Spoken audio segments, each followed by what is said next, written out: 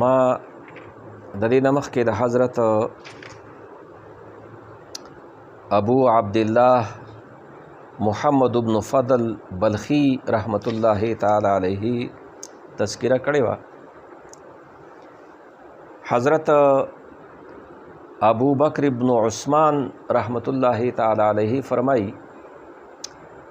چې ما حضرت عثمان حیری رحمت الله تعالی علیه خط اولیږه محمد بن فضل رحمت الله تعالی علیه ته، او هغې نه دا تپوس کړی و په خط کې چې د شقي انسان علامات څه دي. څوک چې بدبخته دی، شقي دی او د هغې انجام خراب دی، نو د هغې څه علامات دي، موږ به څنګه پیژنو؟ ما علامت الشقاوت، د شقاوت او د بدبختی علامت څه دی؟ حضرت محمد بن فضل رحمت الله تعالی علیه هغې ورته ولیکل چې د بدبخته انسان درې علامتونه دي.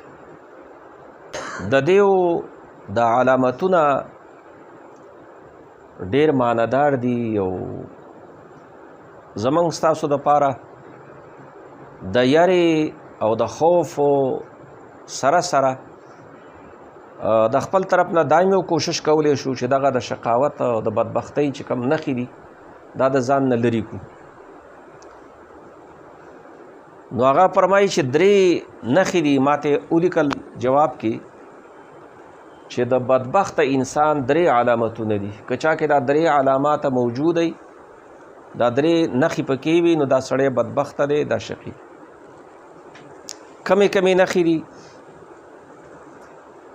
وی فرمایل یو نښه دا ده یرزق العلم و یحرم العمل، یرزق العلم و یحرم العمل، چې رزق به علم به ورکولی شي، علم به ورکولی شي، خو د علم باندې به د عمل کولو نه دته محرومي وي، د عمل نه به محروم پاتې کیږي. یعنی مطلب دا دی چې د شریعت په حواله به په دې باندې پوهېږي چې دا کار زما لپاره جایز دی او دا ناجایز دی، دا حلال دی او دا حرام دی، او بیا د دې حلال او د حرامو فهرست ډېر لوی دی، د خوړلو حلال او حرام، د سترګو حلال او حرام، د غوږونو د اورېدو حرام او حلال، د معاملاتو حلال او حرام، د دې ټولو علم به ورته وي خو عمل به ورباندې نه کوي. د دې مطلب دا دی چې دین باندې به پوهېږي، شریعت باندې به پوهېږي، د شریعت علم به الله تعالی ورکړی، دا احسان به ورباندې کړی، لیکن د عمل نه به دا سړی محروم وي، عمل به نه کوي. نو چې څوک د ده دانستا سره د پوهې نه حلال او حرامو پیژندلو باوجود هغه په خپل پوهې باندې په هغه شریعت باندې عمل نه کوي، نو دا سړی بدبخته دی، دا شقي دی.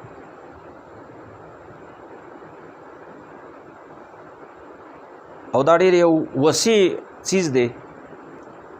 دې باندې بنده څومره چې غور کوي دومره پکې لرې لرې تلی شي. او الحمدلله موږ مومنان یو،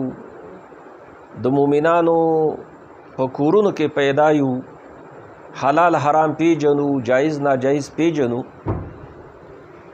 یرزق العلم نه مراد صرف دا نه دی چې بنده بالکل عالم دین وي، نه نه، چې د شریعت دین ورسره یي، که لږي که ډېري،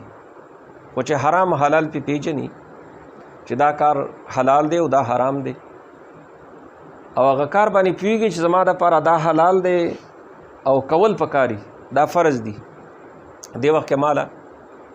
داسې پکار دي او دا هغه حلال چې کوم د فرض دي د ذمہ داری د هغه نه ادا کوي او یو حرام کار کوي پوهېږي ور باندې چې دا حرام دی زړه کې ور باندې خپل ځان ورته ملامت ښکاري خو بیا هم هغه حرام کوي نو دا د شقاوت نښه ده دا د بدبختۍ نښه ده حضرت محمد ابن فضل رحمت الله تعالی علیه وی چا کې چې دا صفت موجود دی نو دا سړی شقی دی دا بدبخت دی د دې انجام خراب دی لاره کې بنده رواني نامحرمه ښځې ته ګوري خو ورته پته وي چې دې ته قتل زما دپاره جایز نه دي یا یو ناجایز تعلق ساتي یا یو حرام ځکه د حرام مال پیدا کول هم ډېرې لارې دي یوه لار خو نه د مانځه وخت راځي مون نه کوي په ټیم باندې نه کوي ما تاسو ته ویلي عابد چاته وایي د صوفیاو په اصطلاح کې عابد هغه چاته وایي چې خپل فرض او خپل فرایض په ډومبي وخت کې ادا کوي په ډومبي فرصت کې ادا کوي دا عابد دی دویم علامت ذکر کوي یرزق العمل و یحرم الاخلاص د عمل توفیق با ول ورکولی شي د عمل به ورته حاصل وي عمل به کوي شریعت باندې به عمل کوي و یحرم الاخلاص د اخلاص نه به خالی وي دغه به اخلاص نه وي د اخلاص دلته چې کوم معنا مراد دا او متبادر الی ذهن دا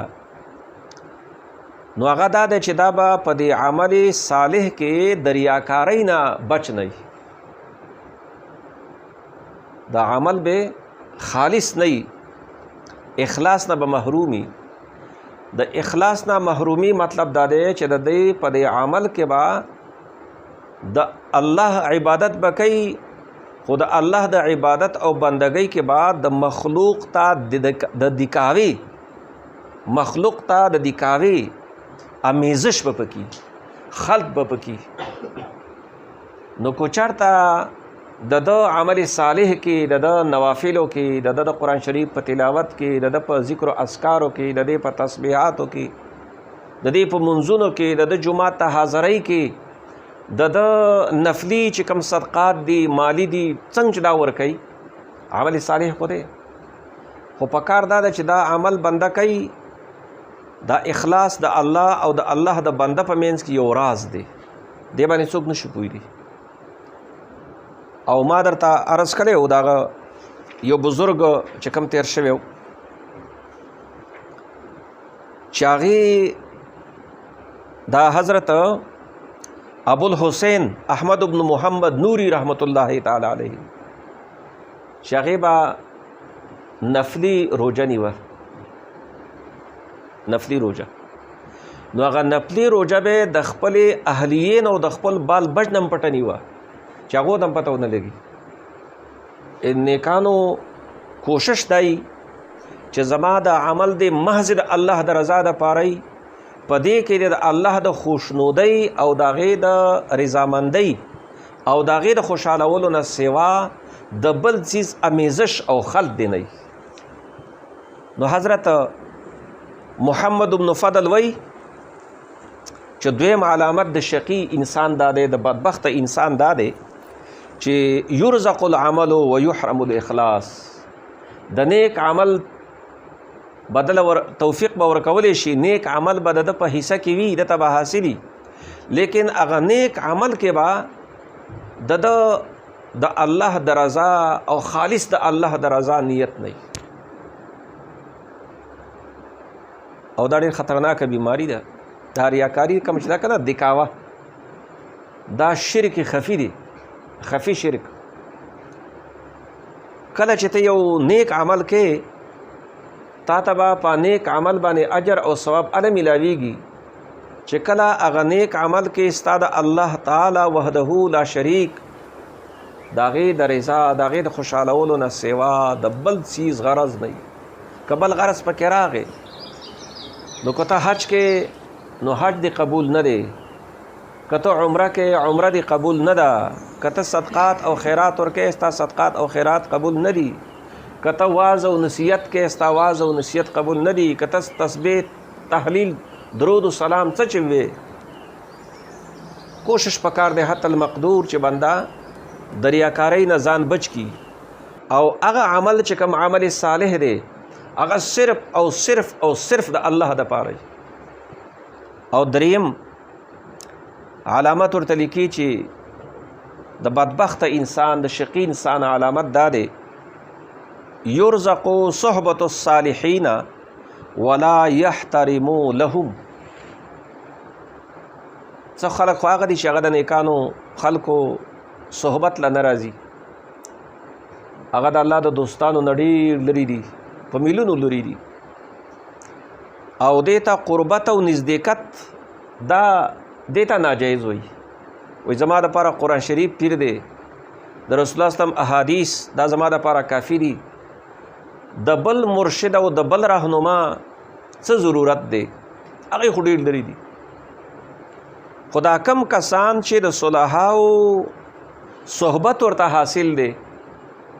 د هغو د مجالسو کې د شمولیت او د شرکت سعادت ورته حاصل دی، هغې باندې خو لیبل لګېدلی دی چې دا سړی طریقت والا دی، تصوف والا دی، پیر فقیر منونکی کس دی، لیبل پې شته. یرزق صحبت الصالحین، د صالحانو صحبت ورته حاصل وي، لیکن ولا يحترم لهم، دا غوی احترام نه کوي. چې احترام یې نه کوي د ده زړه کې د هغوی احترام نشته، د هغو عزت نشته، د هغو عظمت نشته، د هغوی وقار نشته، هغوی ته د عزت په نظر نه ګوري. دا کس دا بدبخته دی او دا هم د شقاوت او د بدبختۍ نښه ده.